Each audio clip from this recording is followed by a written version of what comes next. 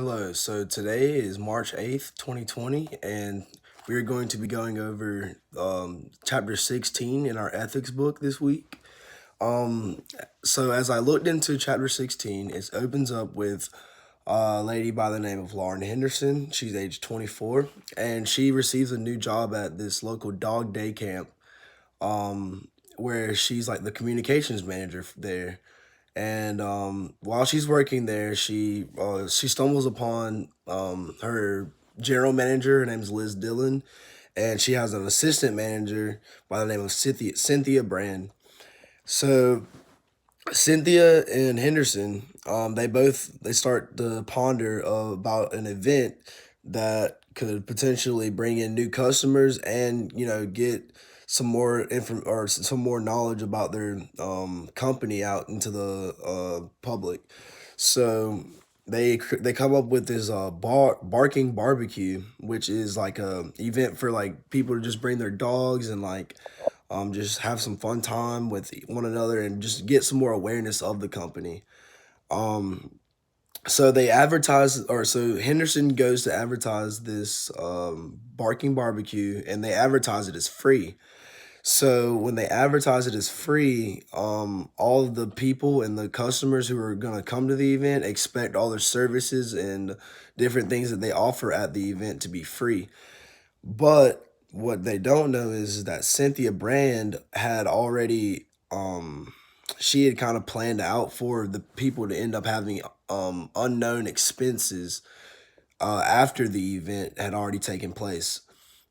This ended up being a kind of a big deal because in public relations it's very important to advertise the truth, and because if someone comes into your business and you're advertising false advertisements, I mean your company could really take an effect on that. And um this was something big that Henderson had never really saw before, before going coming into the marketing major.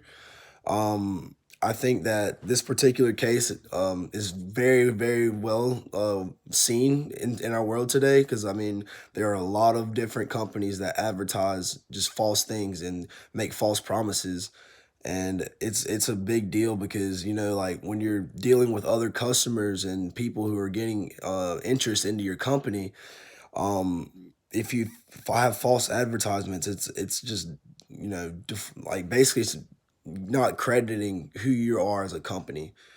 And so what happens in this case, I think Brand ends up or no, Henderson ends up going to the general manager, Liz Dillon, and she opens up about what's going on and what Henderson had been planning out with the underlying charges after she had already advertised it as free.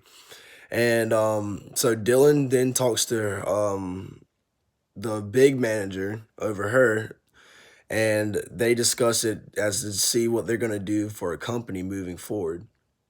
Um, I think Dylan and the overall manager then decide to fire Cynthia Brand for coming out with these false advertisements because it could be a detriment to their company. And Henderson stayed. It says Henderson stayed for another year after Brand had left, and continued to boost their sales and marketing for the company.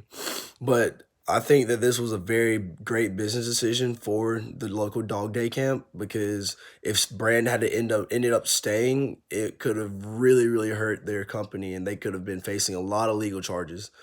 Um, and they ended up saying that the dog barbecue ended up going very well. All the vendors were, very satisfied, and they got a lot more interest into their company from other people.